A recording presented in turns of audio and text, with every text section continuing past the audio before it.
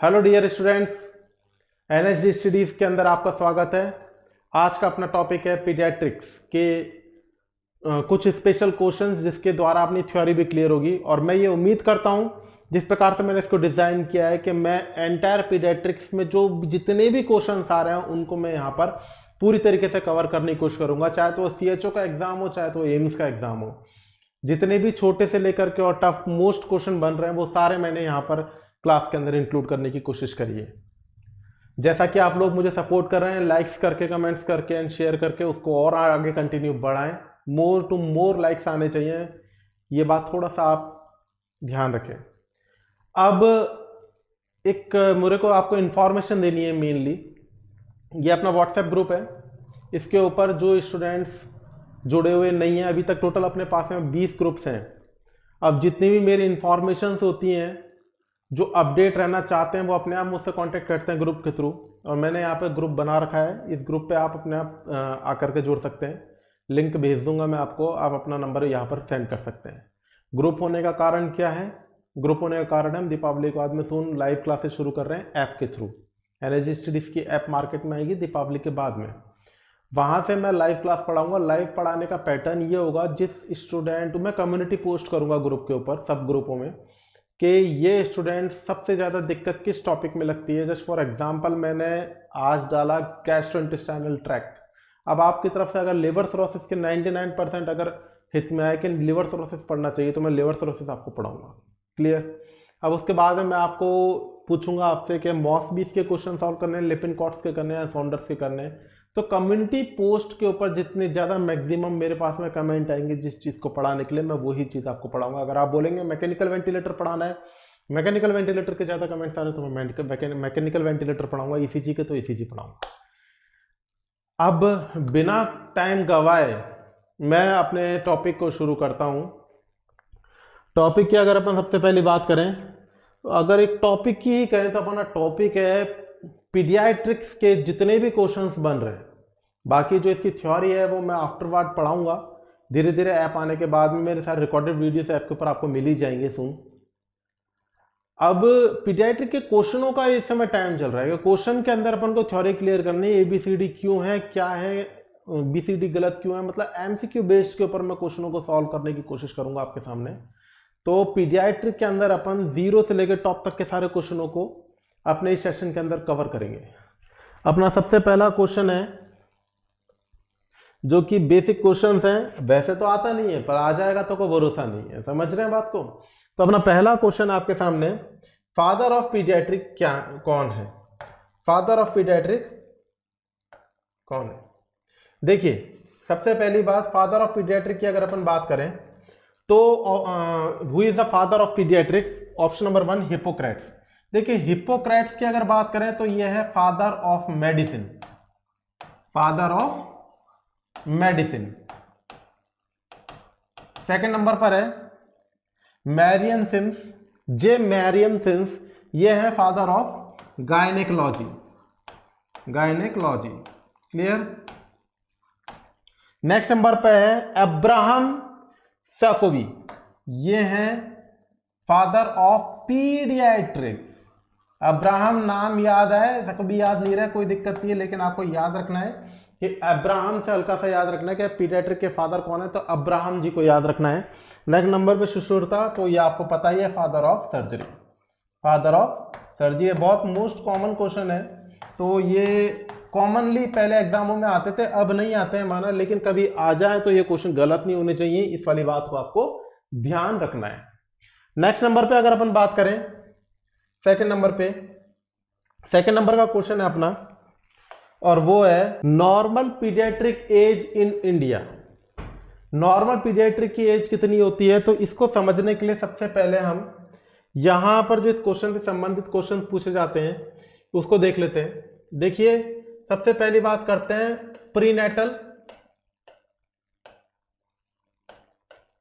And postnatal, दो चीजों की। प्रीनेटल एंड पोस्टनेटल, दो चीजें आपके सामने। प्रीनेटल के अंदर आपको पता है क्या होगा? सबसे पहली बात करें प्रीनेटल के अंदर, first to 14 days after fertilisation, after fertilisation, तो ये क्या कहलाएगा आपके पास में, ये कहलाएगा ओवम। क्लियर। सेकंड नंबर पे 14 डेज टू 8 वीक की बात करें तो ये हो जाएगा आपके पास में एम्ब्रायो, और 8 week to birth of baby, 8 week to birth of baby अगर पूछे तो ये हो जाएगा आपके पास में फीटस। पोस्टनेटल की बात करें तो पोस्टनेटल में सबसे पहले आता है आपके पास में नियोनेट क्या बोलते हैं आप, नियोनेट को आप बोलते हैं first 4 week of life. First 4 week of life को आप क्या बोलते हैं, नियोनेट बोलते हैं। क्लियर। सेकंड नंबर पे आता है आपके पास में इन्फेंट में आएगा फर्स्ट ईयर ऑफ एज, ये किस में कंसीडर करेगा, इन्फेंट के अंदर। नेक्स्ट आता है आपके पास में टोडलर कहां तक होता है, टोडलर होता है फर्स्ट टू 3 ईयर, टोडलर के अंदर काउंट होता है। टोडलर के बाद में आएगा आपके पास में प्री स्कूल एज आपके पास में आएगी 4 to 6 ईयर। नेक्स्ट आता है स्कूल एज मैं बॉय और गर्ल की एक ही बता रहा हूं आपको, 6 to 12 year. Clear. School age के बाद में आपके पास में आता है अडोलसेंट के अंदर 3 आते हैं, pre adolescent,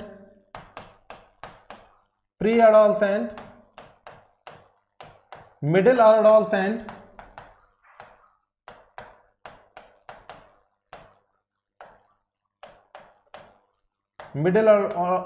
and post adolescent. देखिए प्री अडोलसेंट के अंदर काउंटेबल है 12 से 14 साल के बॉयज, प्री अडोलसेंट के अंदर काउंटेबल है 12 से 14 साल के बॉयज। अडोलसेंट के अंदर है 14 to 16 ईयर्स के बॉयज, और पोस्ट अडोलसेंट के अंदर है 16 to 20 ईयर्स के बॉयज। तो अगर आपसे पूछे कि पीडियाट्रिक एज क्या हुई, तो पीडियाट्रिक एज आपके सामने क्लियर है, कहां तक हुई, 18 और 20 ईयर तक हुई। पहले के टाइम पे 12 साल तक थी, लेकिन अब इसको एडोलसेंट को भी इंक्लूड करके 18 ईयर तक का एक्सटेंड कर दिया गया है। तो आपके पास में करेक्ट आंसर की अगर अपन बात करेंगे, करेक्ट आंसर क्या होगा, normal paediatric age in India, तो आपके पास में करेक्ट आंसर होगा डी फॉर 18 ईयर। क्लियर। अब आपको इस क्वेश्चन को दोबारा से रिकैप कर लेते हैं अपन। पीडियाट्रिक एज इंडिया के अंदर पहले 12 साल तक थी, अब उसको 18 साल तक कर दिया गया है। इसके अंदर आपको समझने के लिए पीडियाट्रिक में बर्थ से लेकर के और अभी तक का पूरा समझना है, तो हमने इसी किस्म में प्रीनेटल और पोस्टनेटल दोनों को यहां पर ले लिया। प्रीनेटल के अंदर हमने आपके सामने रखा 0 to 14 days after conception, ovum में काउंटेबल है वो। 14 डेज से लेकर के और 8 वीक तक का आपके पास में हो गया एम्ब्रायो, और 18 वीक से लेकर के और बर्थ ऑफ बेबी तक हो गया फीटस। अब उसके बाद में अगर आपसे पूछे कि पोस्ट नेटल के अंदर कौन कौन आएंगे, तो पोस्ट नेटल में सबसे पहले आता है नियोनेट, उसको बोलते हैं फर्स्ट 4 वीक ऑफ लाइफ या first 1 month of life. Second number पर आता है आपके पास में कंसेप्ट में infant, first year of life. देखिए नियोनेट के अंदर पहला महीना है, जो जन्म के बाद जो पहला महीना काउंटेबल है वो है नियोनेट के लिए, और इन्फेंट में इंक्लूडेड 1 मंथ भी है और पूरा ईयर भी है। तो पहला ईयर किस में काउंटेबल है, इन्फेंट के अंदर। टोडलर की बात करें 1 से 3 साल तक के बच्चे टोडलर्स के अंदर काउंटेबल हैं। फिर उसके बाद में आता है pre school 4 to 6 year, school 6 to 12 years, फिर आता है एडोलसेंट, एडोलसेंट में pre, middle and post. Pre adolescent के अंदर आता है 14 to 16 years, 12 to 14 year, middle adolescent में आता है 14 to 16 ईयर्स, और पोस्ट एडोलसेंट में आता है 16 to 20 ईयर्स। क्लियर। यहां पर प्रीनेटल एंड पोस्टनेटल दोनों के बीच में एक वर्ड और आ जाता है, बहुत मोस्ट कॉमन वर्ड है वो है पेरीनेटल। अब स्टूडेंट कंफ्यूज हो जाते हैं, प्रीनेटल और पेरीनेटल दोनों को एक ही समझ लेते हैं। तो याद रखना है आपको 28 वीक से लेकर के और 7 days of life, 7 days of life जो काउंटेबल है आफ्टर बर्थ, वो किस में आएगा? पेरीनेटल के अंदर आएगा। तो 3 चीजें आपके सामने क्लियर हुई। फर्स्ट क्या क्लियर हुई? प्रीनेटल, दूसरा पोस्टनेटल और बीच में पेरीनेटल। पेरीनेटल को अपन ने क्या रखा? Peri, not pre, peri. पर 28 वीक ऑफ गेस्टेशन से लेकर के आफ्टर बर्थ जो फर्स्ट 7 डेज होता है उसको हम किस में काउंट कर रहे हैं? पेरीनेटल के अंदर काउंट कर रहे हैं। क्लियर? अब आपके पास में नेक्स्ट क्वेश्चन है, spontaneously initiation of breathing in newborn कब स्टार्ट होता है? आपको खुद ब खुद, ये लाइव क्लास नहीं है लेकिन इतना मैं आपको टाइम दूंगा कि आप इस क्वेश्चन का आंसर अपने आप सजेस्ट करने की कोशिश करें, अपने मन के अंदर रखने की कोशिश करें, और उसके बाद में आप सोच लें कि अब मैं क्या आंसर देने वाला हूं। लाइव क्लास के अंदर तो अपन रूबरू मिलकर के और क्वेश्चन पूछेंगे ही आपसे, और उसका आंसर भी आपको ढंग से तरीके से दिया जाएगा गलत क्वेश्चनों का। तो यहां पर आपको एक बार मन में समझ लेना है कि may be possible B answer हो, डी आंसर हो, पर आपको अब इसका रेशनल समझना है। देखिए यहां पर पूछ रहा है कि आफ्टर बर्थ स्पॉन्टेनियसली रेस्पिरेशन कब स्टार्ट होता है? तो अपन बोलेंगे आफ्टर बर्थ जो स्पॉन्टेनियसली पल्मोनरी रेस्पिरेशन एस्टेब्लिशमेंट होता है उसका नॉर्मल टाइम होता है 20 to 30 सेकेंड, और ये कभी कभी 90 सेकेंड तक भी जा सकता है according to Parul Dutta. Parul Dutta writers ये कहते हैं कि 20 to 30 सेकेंड के ऊपर होता है, लेकिन कभी कभी ये 90 सेकेंड तक भी जा सकता है। लेकिन अपन को मिनिमम रेंज पे याद रखना है, तो एवरेज जो एग्जाम में माना गया है आंसर वो है 30 सेकेंड का। क्लियर? तो इसका करेक्ट आंसर क्या होगा? 30 सेकेंड। 20 सेकेंड भी सही हो सकता है लेकिन इसका करेक्ट आंसर 30 सेकेंड है। अब यहां पर आपको क्या समझना है कि अगर नॉर्मल टाइम के बाद में भी अगर रेस्पिरेशन एस्टेब्लिशमेंट नहीं हो पाए, non establishment of pulmonary respiration, इस कंडीशन को आप क्या बोलेंगे? इस कंडीशन को आप बोलेंगे एस्फैक्सिया। क्या बोलेंगे आप इसे? एस्फैक्सिया। क्लियर?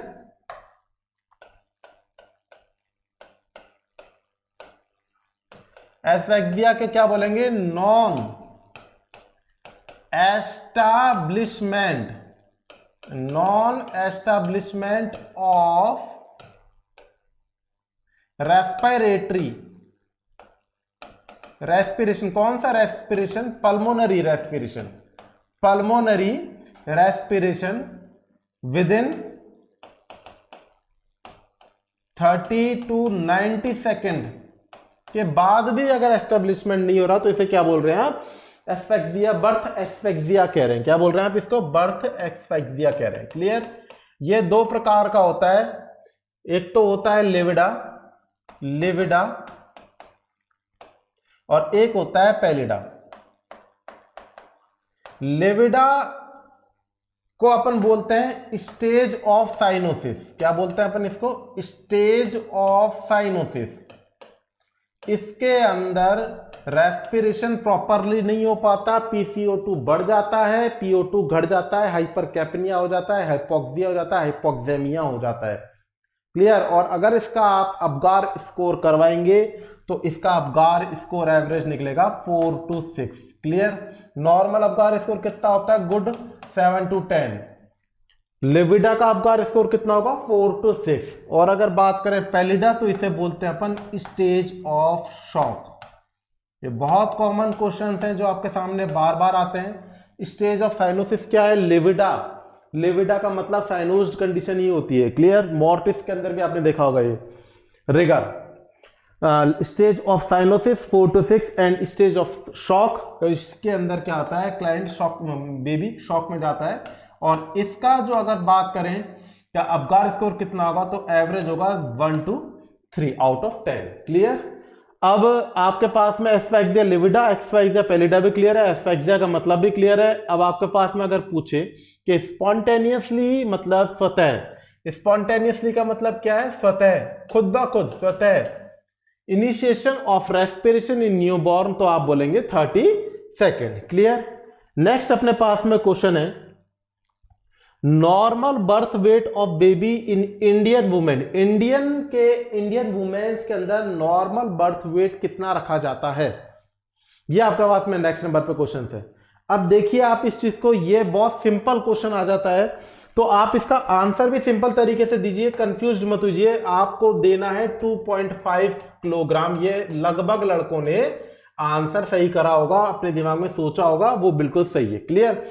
लेकिन अगर यहां पर पूछ ले मीन बर्थ वेट, एवरेज पूछ ले, तो आपको याद रखना है 2.5 किलोग्राम से और 3 किलोग्राम के बीच में जो भी डिजिट होगी, जस्ट फॉर एग्जांपल अगर क्वेश्चन में 2.8 किलोग्राम दे रहा है तो आप उसको सही करेंगे। ये बात आपको समझ लेनी है, क्लियर।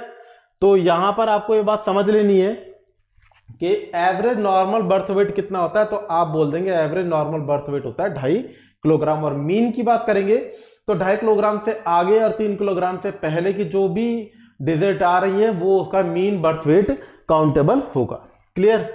यहां पर बर्थ वेट की अगर अपन बात करें, हल्का सा अगर टॉपिक में जाने की कोशिश करें, तो नॉर्मल बर्थ वेट कितना बताया आपको, अभी नॉर्मल बर्थ वेट बताया आपके सामने 2.5 किलोग्राम, तो अपन ने यहां पर लिख दिया 2,500 ग्राम, क्लियर। अब अगर यहीं पर पूछ ले कि लो बर्थ वेट बेबी क्या होता है, लो बर्थ वेट बेबी क्या होता है, लो बर्थ वेट, तो यहां पर आप बोलेंगे लेस देन 2,500 ग्राम, लेस देन 2,500 ग्राम का जो बेबी है वो किस में काउंटेबल है, LBW के बेबी के अंदर काउंटेबल है। और इसका अगर क्वेश्चन पूछ रहा है most common cause of LBW, तो आप बोलेंगे most common cause of LBW होता है प्रीमैच्योरिटी। अगर प्रीटर्म बेबी हो रहे हैं, प्रीमैच्योरिटी हो रही है, तो बच्चे के क्या होने के चांसेस रहेंगे, लो बर्थ वेट होने के चांसेस रहेंगे।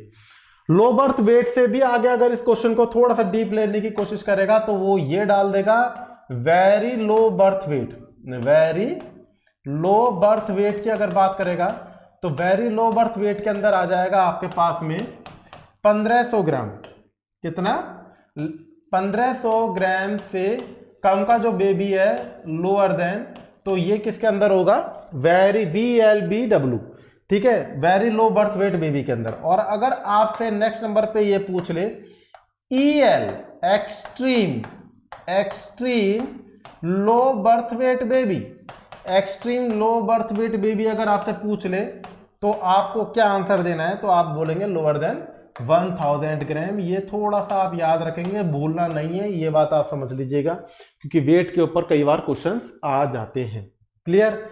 अब वेट को समझने की कोशिश करिए कि नॉर्मल वेट कितना था आपके पास में, नॉर्मल वेट था, एवरेज नॉर्मल वेट था 2500 ग्राम, क्लियर। अब देखिए after birth first 7 days average birth weight का 10% क्या होगा, लॉस होगा।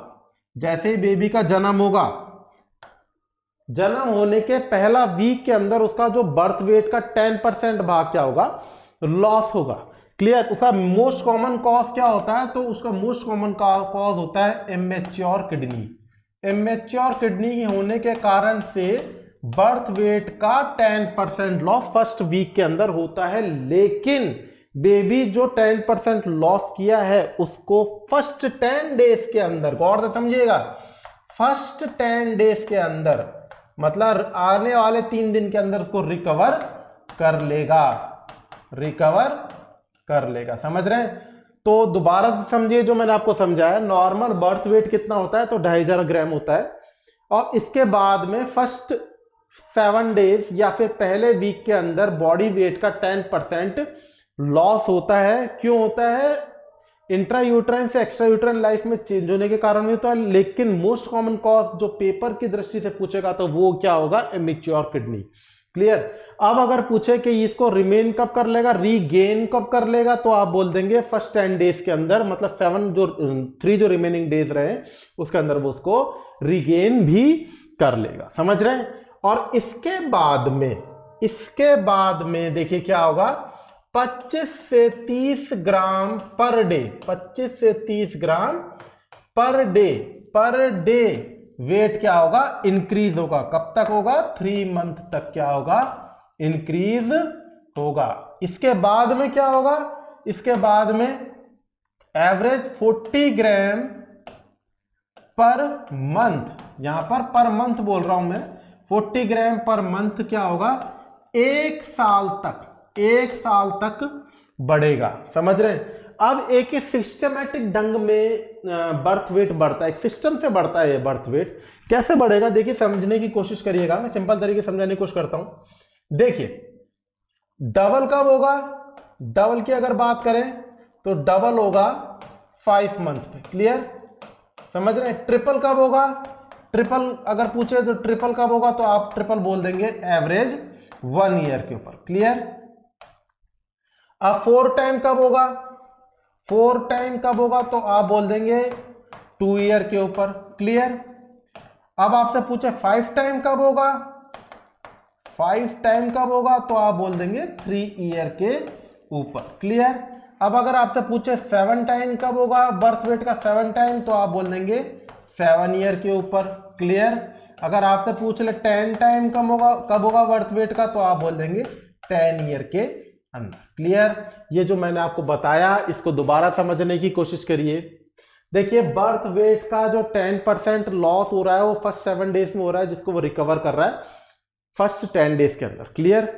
और उसके बाद में 25 से 30 ग्राम पर डे बॉडी वेट बढ़ेगा एवरेज 3 मंथ तक, और उसके बाद में 40 ग्राम पर मंथ बढ़ेगा 1 साल तक। अब एक सिस्टमेटिक मैनर के अंदर इसका जो बर्थ वेट बढ़ता है वो यहां पर आप बोल देंगे, इसका बर्थ वेट को अपन यहां पर बोलें कि डबल कब होगा, तो आप डबल बोल देंगे, ये डबल होगा 5 मंथ के अंदर, और ट्रिपल होगा 1 ईयर के अंदर। क्लियर। और अगर डबल के बाद में 1 ईयर के बाद में अगर आपसे पूछे डबल कब होगा, तो आप बोलेंगे यहां पर डबल 5 मंथ पे, ट्रिपल 1 ईयर पे। 4 टाइम कब होगा, 2 ईयर के ऊपर। 5 टाइम कब होगा, 3 ईयर के ऊपर। 7 टाइम कब होगा, 7 ईयर के ऊपर। 10 टाइम कब होगा, 10 ईयर के अंदर। तो क्वेश्चन आपके सामने जो जितना दिया था उससे थोड़ा सा ज्यादा बताने की कोशिश करी, क्योंकि ये कई बार आपके पास पेपर में आ जाता है कि birth weight, normal birth wait कब आएगा बेबी, तो 2500 किलोग्राम के अंदर अंदर ये काउंटेबल होगा। नेक्स्ट नंबर पे अगर अपन क्वेश्चन देखें, when a baby birth weight of is less than 1 kilogram is known as. देखिए अब ये क्या पूछ रहा है, 1 किलोग्राम से कम हो रहा है। अगर 1 किलोग्राम से कम हो रहा है तो क्या बोलेंगे, आपको मैंने अभी बताया था, दोबारा से एक बार देख लेते हैं। देखिए लो बर्थ वेट किसे बोल रहे हैं, लो LBW किसे बोल रहे हैं, 2500 ग्राम से कम लो बर्थ वेट बोल रहे हैं। और VLBW very low birth weight baby किसे बोल रहे हैं, तो आप बोलेंगे यहां पर 1500 ग्राम से कम। और ELW तो आप बोल देंगे इसको 1000 ग्राम से कम। तो यहां पर अगर पूछे 1000 ग्राम, तो यहां पर क्या आएगा, extreme low birth weight baby. Correct answer क्या हो गया इसका, सी। क्लियर।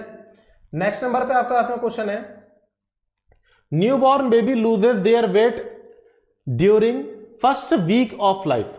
दोबारा से समझिए क्वेश्चन को, newborn baby loses their birth weight during first week of life. तो मैंने आपको बताया था कितना लॉस करेगा, तो बोल देंगे आप 10% ऑफ बॉडी वेट, जिसको रिगेन कब कर लेगा, अगेन फर्स्ट 10 डेज के अंदर। क्लियर। नेक्स्ट नंबर पे आपके पास में क्वेश्चन है, newborn baby lose weight after birth due to. तो मैंने आपको बताया था अभी अभी कि इमेच्योर किडनी और इंट्रा यूट्राइन लाइफ से एक्स्ट्रा यूट्राइन लाइफ में जो चेंजेस होता है उसके कारण भी बर्थ वेट लॉस होता है। और बाकी अगर पूछे कि प्रॉपर आंसर क्या होगा, तो इमेच्योर किडनी की कंडीशन के कारण भी क्या होता है, birth weight average 10% first week of life के अंदर लॉस होता है। क्लियर। नेक्स्ट नंबर पे आपके पास में क्वेश्चन है, ए बेबी डबल वेट एट। अब डबल कब होगा, डबल की पूछ रहा है, डबल कब होगा, तो एवरेज मैंने आपको क्या बताया था, 4 to 5 मंथ के अंदर। तो 5 मंथ से ऊपर बढ़कर के अपन आंसर देंगे 6 मंथ के अंदर क्या होगा, बेबी का वेट डबल होगा। समझ रहे हैं बात को। डबल कब होगा, डबल होगा 5 पर, और ट्रिपल कब होगा, 1 ईयर पे। 4 टाइम कब होगा, 2 ईयर पे। 5 टाइम कब होगा, 3 ईयर पे। 7 टाइम कब होगा, 7 ईयर पे। 10 टाइम कब होगा, 10 ईयर के ऊपर। तो नेक्स्ट अगर अपन क्वेश्चन देखने की कोशिश करें कि baby can 4 time body weight at the age. दोबारा लिख देता हूं, आपको कंफ्यूजन नहीं होना चाहिए। देखिए डबल कब हो रहा है, डबल हो रहा है 5 मंथ के ऊपर, क्लियर। ट्रिपल कब हो रहा है, ट्रिपल हो रहा है 1 ईयर के ऊपर, 1 ईयर के ऊपर, क्लियर। नेक्स्ट नंबर 4 टाइम कब हो रहा है, 4 टाइम हो रहा है 2 ईयर के ऊपर। 5 टाइम कब हो रहा है, तो 5 टाइम हो रहा है 3 ईयर के ऊपर, क्लियर। 7 टाइम कब हो रहा है, 7 ईयर पे। 10 टाइम कब हो रहा है, 10 ईयर पे। तो आपके पास में आप पूछा 4 टाइम कब होगा, तो आंसर क्या है 2 ईयर, मतलब 24 month is the correct answer, clear. Next number पे अगर अपन बात करें, in the new born baby the method of heat production of heat by, in the new born baby the method of heat production of heat by. देखिए method क्या है, heat production by, method क्या है इसका। देखिए question को ध्यान से समझिएगा, स्टूडेंटों ने तुरंत आंसर दिया यहां पर। अगर मैं इस क्वेश्चन को लाइव क्लासेस के अंदर पूछने की कोशिश करूं या फिर face to face offline classes में क्वेश्चन पूछूं और आपसे पूछे कि इसका आंसर क्या होगा, तो इसमें मोस्टली स्टूडेंट क्या आंसर देंगे, ऑप्शन ए देंगे या फिर ऑप्शन बी देंगे, सी देंगे, डी। मतलब मोस्ट प्रोबेबली जो आंसर आएगा वो क्या आएगा, ए आंसर आएगा। बैट, बैट मतलब क्या होता है, फुल फॉर्म भी लिख देता हूं, कंफ्यूजन नहीं होना चाहिए। तो आंसर होगा brown adipose tissue, brown adipose tissue, clear. देखिए अब इस क्वेश्चन के अंदर जो लॉजिक है वो समझने की कोशिश करिएगा। अगर आपसे न्यूबॉर्न बेबी में हीट प्रोडक्शन की साइट पूछेगा, साइट अगर पूछे, देखिए गौर से समझिएगा, अगर आपसे पूछ रहा है साइट, SITE साइट, तो क्या बोलेंगे आप, bat, brown adipose tissue, clear बात होनी चाहिए। और अगर आपसे पूछे प्रोसेस क्या है, तो definitely all of you are knows when process क्या होगा, नॉन शिवरिंग थर्मोजेनेसिस, NST। क्या है, NST, नॉन शिवरिंग थर्मोजेनेसिस। इसको नॉन स्ट्रेस से कंफ्यूज मत करना है, NST नॉन शिवरिंग थर्मोजेनेसिस कहलाती है। और इसके द्वारा क्या होता है, हीट का प्रोडक्शन होता है, ये प्रोसेस है।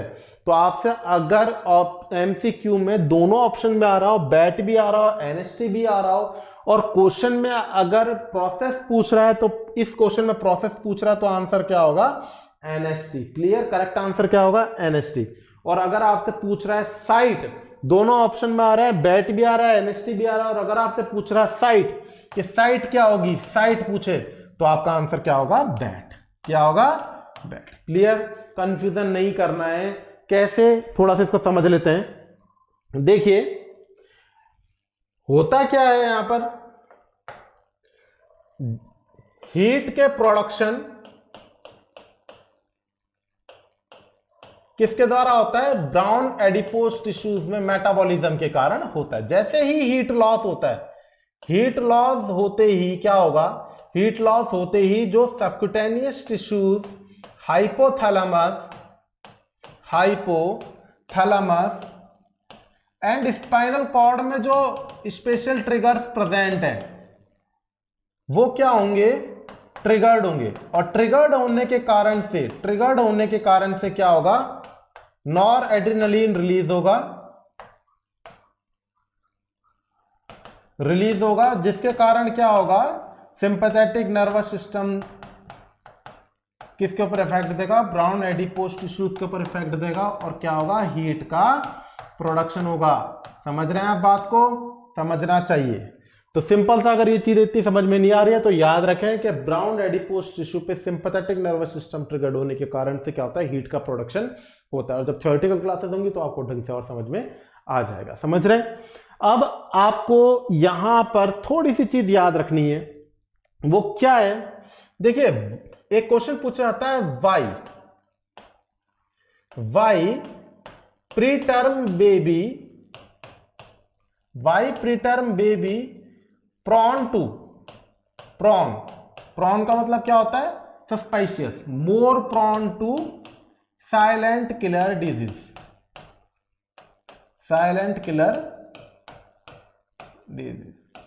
इस प्रकार से आपके पास में एक और क्वेश्चन आ जाता है कि प्रीटर्म बेबी को ज्यादा साइलेंट किलर होने के चांसेस क्यों होते हैं? तो अब ऑप्शन में अगर हाइपोथर्मिया लिख रहा हो तो कई स्टूडेंट तो इतने समझदार होते हैं कि वो हाइपोथर्मिया टिक कर देंगे।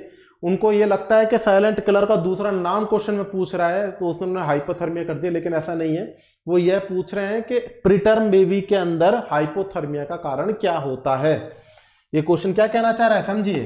प्रीटर्म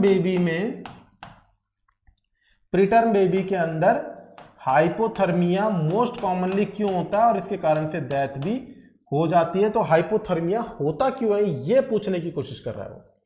तो यहां पर आपके पास में रेशनल सिंपल सा रहेगा, brown adipose tissue in full term baby कितना होगा? 4% ऑफ टोटल बॉडी वेट होगा। क्लियर। और अगर बात करें प्रीटर्म की तो प्रीटर्म में क्या होगा? एवरेज 4% से नॉर्मल जो होना चाहिए 4% होना चाहिए, इसमें कितना हो जाएगा? 2% हो जाएगा, 3% हो जाएगा। इसका नॉर्मल से कम होगा। जब ब्राउन एडिपोज टिश्यू ही कम होगा तो हीट का प्रोडक्शन कम होगा, और जब हीट का प्रोडक्शन कम होगा तो क्या होगा? हाइपोथर्मिया होगा। तो यहां पर याद रखें कि प्रीटर्म बेबी के अंदर हीट का प्रोडक्शन कम क्यों होता है? क्योंकि उसके अंदर ब्राउन एडिपोज टिश्यूज क्या होते हैं? कम मात्रा में पाए जाते हैं। नेक्स्ट नंबर पे अगर अपन क्वेश्चन डिस्कस करें, protruding of intestinal content outside the belly point of neonate क्या कहलाता है? Protruding of intestinal content outside the belly point. बेले पॉइंट को क्या बोलते हैं आप? बेले पॉइंट को आप बोलते हैं एब्डोमेन। क्या बोलते हैं आप? एब्डोमेन। क्लियर बात? समझ में आई आपको बात?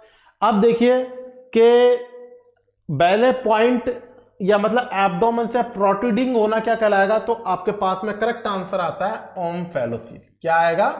ओम्फेलोसील। क्लियर। ओम्फेलाइटिस किसे बोलते हैं? Inflammation of umbilical cord. Inflammation of umbilical cord क्या कहलाएगा आपके पास में? ओम्फेलाइटिस कहलाएगा। Exstrophy turn into side, exstrophy of bladder आपको ध्यान हो गई।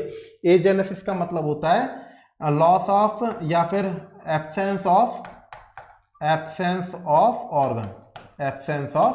ऑर्गन। क्लियर। तो यहां पर आपके पास में क्या आंसर होगा? वो होगा ओम्फेलोसिस। क्लियर। अब अगर यहां पर आपको थोड़ा सा कंफ्यूज करने की कोशिश करेगा एग्जामिनर, तो ओम्फेलोसील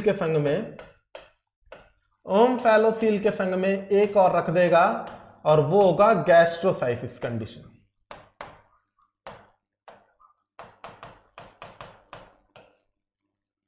ओम्फेलोसिस और गैस्ट्रोसाइसिस अगर ये क्वेश्चन पूछ ले कि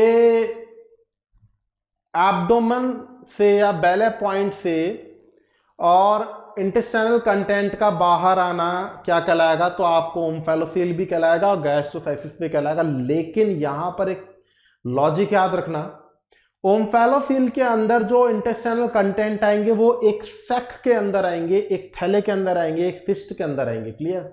और जबकि गैस्ट्रोसाइसिस में फ्री फ्लोटिंग इंटेस्टाइन बाहर देखने को मिलेगी। क्लियर। तो अगर कंटेनिंग सैक है, सैक के अंदर किसी प्रकार का ऑर्गन्स बाहर आ रहे हैं तो इस कंडीशन को क्या बोलेंगे? ओम्फेलोसील। और अगर फ्री फ्लोटिंग इंटेस्टाइन बाहर आ रही है तो उसे बोलेंगे गैस्ट्रोसिस कंडीशन। क्लियर। नेक्स्ट क्वेश्चन को अगर सर्च करने की कोशिश करें, इन्फ्लामेशन ऑफ अम्बिलिकल कॉर्ड क्या कहलाता है? देखो, एक्सोम्फेलस, ओम्फेलाइटिस, एजेनेसिस, एक्स्ट्रोफी एंड गैस्ट्रोसाइसिस कंडीशन। क्लियर। देखिए मैंने यहां पर सबके जो आंसर्स हैं वो मैं नियर बाय बता चुका हूं, बस एक बच गया। एक्सोम्फेलस क्या होता है? ये क्वेश्चन इस नेम से आजकल ज्यादा आने लग गया, इसलिए मैंने इसको यहां पर लिखा है। एक्सोम्फेलस क्या होता है? तो आपको लिखना है ओम्फेलोसील को ही क्या बोलते हैं? ओम्फेलोसील को ही क्या बोलते हैं? एक्सोम्फेलस बोलते हैं। ओम्फेलाइटिस का मतलब क्या होता है? इन्फ्लामेशन ऑफ अम्बिलिकल कॉर्ड, नहीं umbilical cord. Most common cause क्या होता है? तो आप बोलेंगे staphylococcus aureus. Staphylococcus aureus. Other की बात करें तो इसमें स्ट्रेप्टोकोकस भी कॉजेज में रहता है। लेकिन याद रखें, if the inflammation of umbilical cord is caused by the clostridium tetani, इसी कंडीशन को बोलेंगे नियोनेटल टिटेरम। समझ रहे हैं आप बात को? तो यहां पर आपको गैस्ट्रोसाइसिस की कंडीशन भी क्लियर है। Protruding of abdominal content from the belly point, exstrophy of bladder, agenesis, absence of organ development, omphalitis, most common cause staphylococcus and exomphalos मतलब उम्फेलोसिल। तो अगर आपसे सिंपल सा क्वेश्चन पूछे कि इन्फ्लामेशन ऑफ अम्बिलिकल कॉर्ड क्या है, तो आपका आंसर क्या आ जाएगा? उम्फेलाइटिस। क्लियर। नेक्स्ट नंबर पे आपसे अगर डिस्कस करें, normal umbilical cord fall down after how many days, कितने दिनों के अंदर अम्बिलिकल कॉर्ड डाउन हो जाना चाहिए? तो यहां पर आप बोल देंगे 7 डेज के अंदर। आफ्टर कटिंग 7 डेज के अंदर अम्बिलिकल कॉर्ड क्या होगा? अपनी जगह से रट होकर के डाउन हो जाएगा। नेक्स्ट नंबर पर है, at birth total number of umbilical vessels कितनी होती है? तो आप बोलते हैं total number of umbilical vessels at birth कितनी होती है? 3 होती है। 2 होता है अम्बिलिकल आर्टरी और 1 होती है umbilical when. Clear. 2 umbilical artery और 1 अम्बिलिकल वेन। यहां पर थोड़ा सा और क्वेश्चन अगर डीप में जाने की कोशिश करेगा तो ये पूछ लेगा कि एक अम्बिलिकल वेन कब डिसअपियर होगी? तो आप बोलेंगे 4 वीक पर शुरू होगी और 7 वीक तक डिसअपियर कंप्लीटली हो जाएगी। कौन सी अगर पूछे तो कौन सी में आपको याद रखना है? Right, RIGHT, right umbilical when क्या होगी? डिसअपियर होगी। क्लियर। नेक्स्ट क्वेश्चन है अपना, initially first clearance of the mouth and the nose of newborn baby from the prevention for the prevention. The initially first clearance the mouth and the nose of newborn baby for the prevention. सबसे पहले ये question की ये form थोड़ी सी fit बैठी नहीं है या फिर टाइपिंग में थोड़ी सी डिस्टरबेंस है। यहां पर ये क्वेश्चन ये कहना चाहिए कि पहले जो साफ करते हैं जब न्यूबॉर्न बेबी बर्थ होता है तो सबसे पहले अपन क्या करते हैं? सबसे पहले अपन माउथ भी क्लीन करेंगे, नोज भी क्लीन करेंगे। तो पहले क्या करेंगे? तो अपन ने बोल दिया माउथ को करेंगे, फिर नोज को करेंगे। क्यों?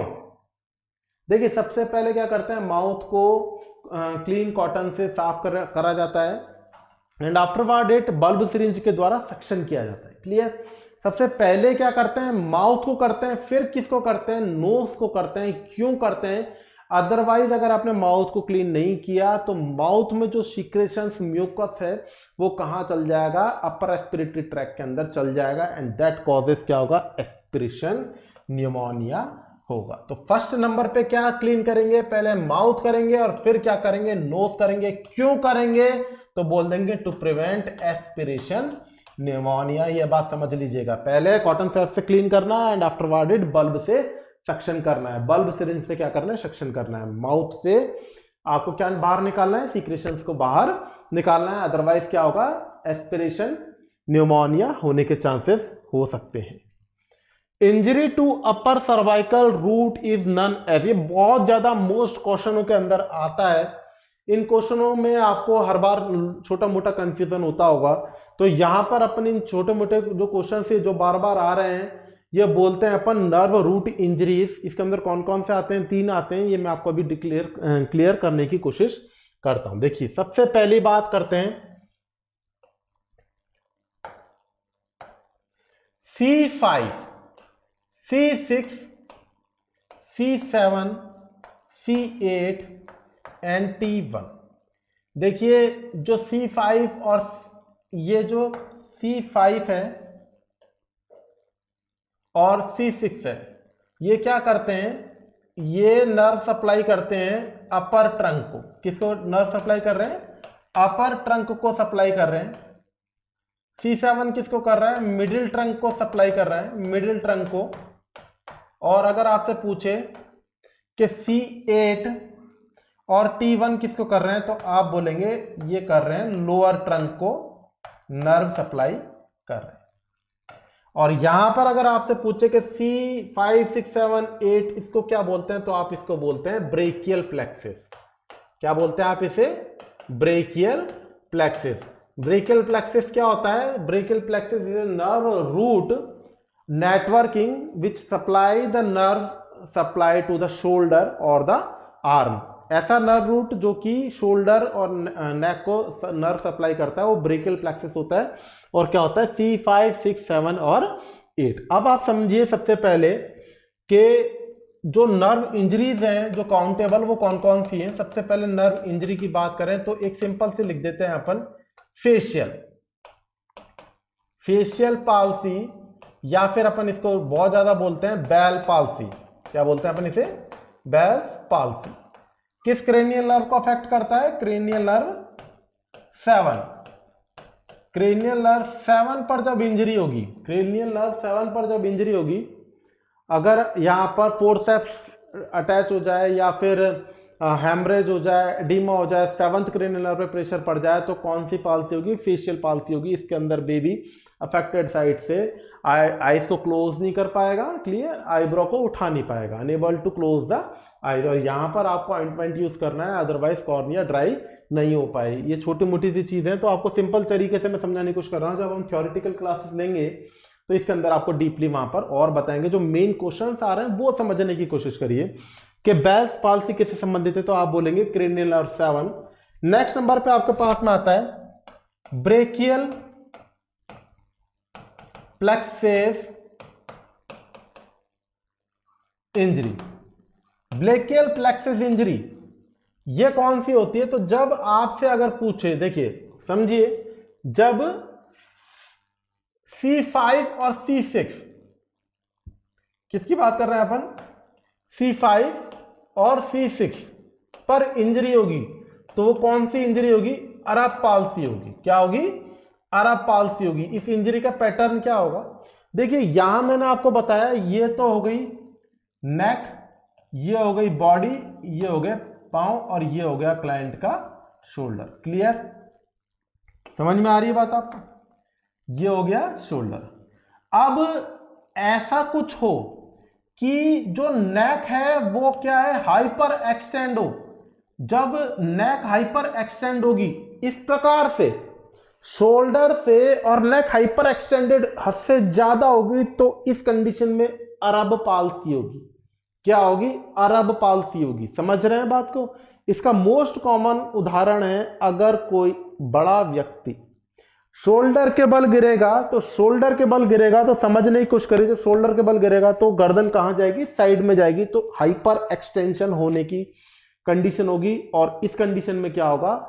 C5 और C6 नर्व रूट अफेक्टेड होंगे, अपर ट्रंक अफेक्टेड होगा। क्लियर? समझ में आ रही है? तो हाइपर एक्सटेंशन ऑफ नेक के कारण क्या होगा? अरब पाल्सी। क्लियर? नेक्स्ट नंबर पे समझिए कि C8 और T1, इसके अंदर C7 भी इंक्लूडेड है। C8 और T1 के ऊपर, लोअर ट्रंक के ऊपर जब इंजरी होगी तो क्या होगा? तो यहां पर होगा क्लम्प फिक्स। क्या होगा? Clump fix, paralysis. इसको समझने की कोशिश करिए। ये कब होगा? ये मानिए ये कोई पेड़ है, क्लियर, ये क्या है? पेड़ है, ये बहुत अच्छा पेड़ बना दिया अपन ने, और ये इसकी एक क्या है? डाली है। अब ये एक आदमी को काम तो कुछ मिला नहीं, तो इसने क्या किया? इस आदमी ने, और इस प्रकार से लटक गया। अब ये पेड़ को बड़ा करना पड़ेगा, कंफ्यूजन मत रखना कि ये कहीं जमीन पे टच है, ये इस प्रकार से आदमी खड़ा है। समझ रहे हैं बात? अब इसका मोटो क्या है? क्लम्प फिक्स पैरालाइसिस या लोअर ट्रंक में इंजरी कब होगी? जब शोल्डर और चेस्ट के मध्य में गैप बहुत ज्यादा बढ़ जाएगा। समझ रहे हैं? तो क्लम्प फिक्स पैरालाइसिस होगी जब नेक और शोल्डर के अंदर ज्यादा चार्ज बढ़ेगा, ज्यादा हाइपर एक्सटेंशन होगा, तो इस कंडीशन को क्या होगा? अरब पाल्सी। जब शोल्डर और चेस्ट के अंदर हाइपर एक्सटेंशन होगा, अब देखिए खींच रहा है वो गर्दन पट्टी का, उसने हाथों से पकड़ रखा है, और पकड़ने के कारण से यहां पर हाइपर एक्सटेंशन हो रहा है, और इस कंडीशन में हाइपर एक्सटेंशन के कारण शोल्डर और चेस्ट के मध्य में हाइपर एक्सटेंशन हो रहा है, तो इस कंडीशन पे क्या होगा? क्लम्प फिक्स पैरालाइसिस होगा। समझ रहे? क्लम का मतलब क्लॉ होता है, CLAW, क्लॉ। याद करने का तरीका है, क्लॉ का मतलब होता है पंजा। क्या होता है? पंजा। देखिए स्टूडेंट्स, अगर आपसे अरब पाल्सी का डायग्रामेटिकली आए क्वेश्चन, तो क्लाइंट इस प्रकार से होगा। इस प्रकार से कैसे? ये दो कंडीशंस हैं, ये जो मूवमेंट है ये है सुप्रेशन और ये है प्रोनेशन। सुप्रेशन, प्रोनेशन। अब इसके अंदर हाथ कहां लेके जाएगा, नीचे की तरफ, पीछे की तरफ, मीडियली रोटेटेड, इंटरनली रोटेटेड, और रिस्ट क्या होगा, फ्लैक्स्ड होगा। मैं बनाने की कोशिश कर रहा हूं, अरब पालसी को बना रहा हूं। देखिएगा मैं यहां पर मैं अरब पालसी को बना रहा हूं, ये आपके सामने आदमी है, क्लियर। और इसके जो हाथ हैं वो कुछ इस प्रकार से, देखिए पीछे की तरफ क्या होंगे,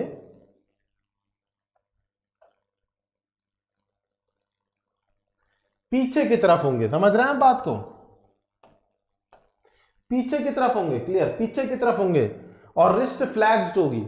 और इस कंडीशन को बोलते हैं waiter tip position, waiter tip या फिर पुलिसमैन टिप, पुलिसमैन टिप। समझ रहे हैं बात। ये किसके अंदर देखने को मिलेगा, अरब पालसी में। कहां पर इंक्लूड हो रहा है, C5 और C6 में, अपर ट्रंक में इंजरी में। अब क्लम्प फिक्स की बात करें, मैंने जैसा आपको बताया क्लम्प फिक्स में क्या होगा, क्लॉ, क्लॉ का मतलब क्या होता है, पंजा। देखिए गौर से, मेटाकार्पोफेरेंजियल जॉइंट इस प्रकार से हाइपर एक्सटेंशन करेगा और proximal interphalangeal joint hyper flexion करेंगे। इस प्रकार का हाथ पंजा होगा और इसको क्या बोलेंगे आप, क्लम्प फिक्स पैरालिसिस कहेंगे। और कहां पर देखने को मिलेगा, C7, C8 और T1, बेसिकली C8 और T1 लोअर ट्रंक को जो सप्लाई कर रही है, इसके अंदर इंजरी होने के कारण। क्लियर। अब अपन क्वेश्चन को देखते हैं। Lower cervical root, lower cervical root की बात कर रहा है। लोअर सर्वाइकल रूट क्या बताया, C7 तो किसको करेगा, मिडिल ट्रंक को, C8 और T1 किसको करेगा, C8 T1 lower cervical root को करेगा। और इसको क्या बोलेंगे, कंफ्यूजन नहीं चाहिए, इसको बोलेंगे clump fix paralysis. Clear. Facial palsy किस में देखने को मिलेगा, 7th के अंदर। इसका दूसरा नाम बेल्स पाल्सी होता है, ये भी 7th। अरब पाल्सी, अरब पाल्सी कहां बताया था, C5 एंड C6 के अंदर, जब hyper extension of neck from the shoulder होगा। और ये लेबर टाइम पे होता है, जब शोल्डर डिस्टोकिया होता है, आप जब नेक को हाइपर एक्सटेंड कर लेते हैं, तो इस कंडीशन में क्या होता है, अरब पाल्सी होता है। क्लियर। ये वाला आपके सामने क्लियर समझ में आया, clump fix paralysis. Next question को अगर अपन डिस्कस करें, अरब पाल्सी को और क्या बोलते हैं, तो अरब पाल्सी के पुलिसमैन हैंड ट्रिप, पीछे की तरफ से समझना चाहिए, वाटर टिप, पीछे की तरफ से जो टिप की बात कर रहे हैं, पुलिसमैन हैंड टिप। ये बहुत कॉमन क्वेश्चन है, वेटर टिप से तो बहुत बार आ चुका, पुलिसमैन हैंड टिप से भी आता है। ऐसा सोचा जाता है, ऐसे इस लेवल पे बनाया गया है कि जो पुलिसमैन टिप लेते हैं वो पीछे हाथ करके लेते हैं, तो ऐसा कुछ होता नहीं है बाकी। तो पुलिसमैन टिप का मतलब क्या है, पुलिसमैन टिप को अपन यहाँ पर एक एग्जाम्पल के तौर पे याद रखें कि पुलिसमैन टिप या वाटर टिप या फिर Erb Duchenne palsy are combinely called Erb palsy and they are caused by C5 and C6। Upper trunk को जो सप्लाई कर रही है, इंजरी होगी इसके अंदर होगा, इसका आंसर होगा all above. Waiter tip position भी बोलते हैं, पुलिसमैन हैंड ट्रिप भी बोलते हैं, और अरब ड्यूकेन पाल्सी भी कहते हैं। क्लियर। नेक्स्ट नंबर पर है, all are normal peculiarities of newborn babies skin except. देखो पेक्युलैरिटीज का मतलब क्या होता है, पेक्युलैरिटी का मतलब है विभिन्नताएं। अब मैं अगर आपसे पूछने की कोशिश करूं कि इस क्वेश्चन का क्या आंसर होगा, all are the normal peculiarities, normal पूछ रहा है, एबनॉर्मल नहीं पूछ रहा है, normal peculiarities of newborn babies skin except. पहला होगा मंगोलियन ब्लू स्पॉट, दूसरा स्ट्रॉक बाइट, तीसरा milia and fourth natal teeth. अब इसके अंदर आपको समझना है कि क्वेश्चन क्या कह रहा है। अब इसके अंदर अगर आपसे मैं पूछूं तो अब आपने मन में सोच लीजिए क्या आंसर आएगा। अब मैं आपको इसका आंसर बताऊंगा। देखिए वो कई स्टूडेंट इसके अंदर स्ट्रॉक बाइट करने का सोचेंगे, स्ट्रॉक बाइट हो सकता है, या फिर मंगोलियन स्पॉट बोलेंगे, लेकिन इसमें कुछ नहीं पूछ रहा है। अगर किसी को इनका अर्थ भी नहीं आ रहा तब भी वो इस क्वेश्चन को क्लियर सॉल्व कर सकता है।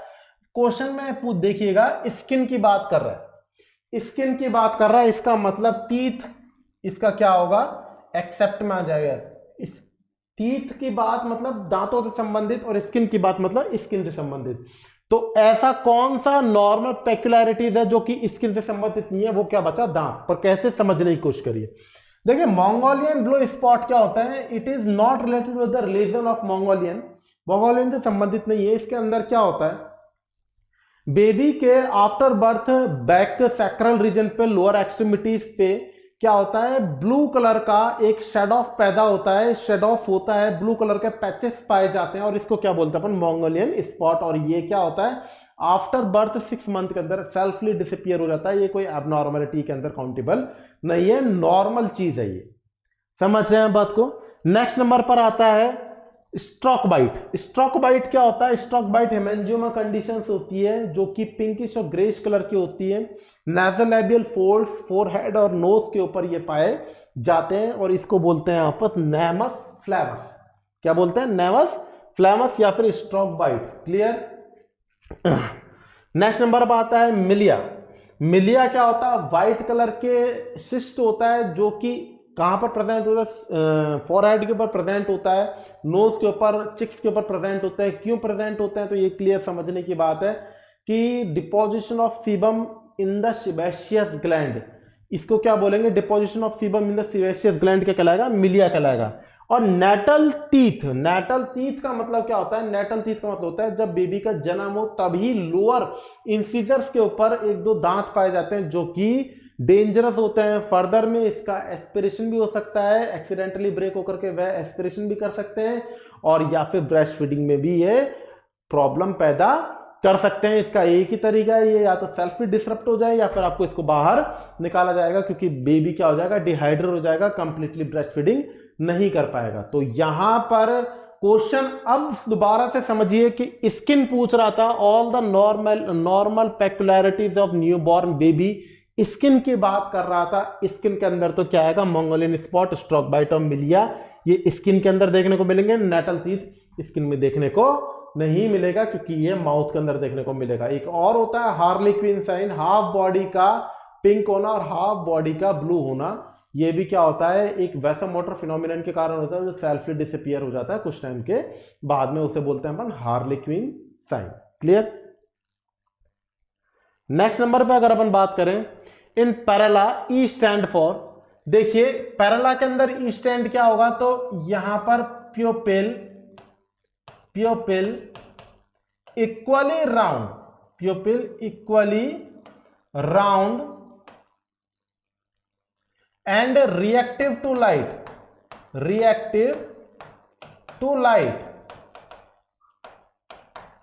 और ए फॉर अकोमोडेशन। ये मैंने इसको पूरी तरीके से यहां पर लिख दिया और ये कौन सी क्रेनियल नर्व को कवर करेगा ये भी लिख देता हूं, cranial nerve 3rd, 4th and 6th।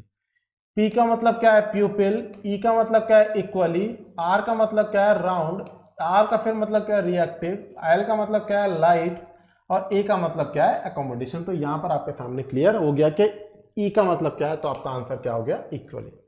अगर स्टूडेंट थोड़ा सा और सोचने की कोशिश करें कि एपिस्टन पर्ल क्या होता है, एपिस्टन पर्ल भी एक बर्थ मार्कर होता है, जैसा कि मिलिया होता है, जैसा कि स्ट्रोक बाइट होता है, जैसे कि हार्लेक्विन साइन होता है, जैसे कि मंगोलियन स्पॉट होता है, वैसे ही एक एपिस्टन पर्ल भी होता है। ये माउथ के अंदर देखने को मिलता है, लेटरल टू मीडियल साइड पर एक एपिथेलियल से ढका हुआ और नैरो ल्यूमन का एक सिस्ट होता है और ये सेल्फली डिसअपियर आफ्टर टाइम बाद में हो जाता है। एपिस्टन जो पर्ल है ये भी क्या है, एक बर्थ मार्कर की तरह से ही काउंटेबल होता है। तो यहां पर इसका करेक्ट आंसर पैरेला का क्या होगा, इक्वली होगा। क्लियर।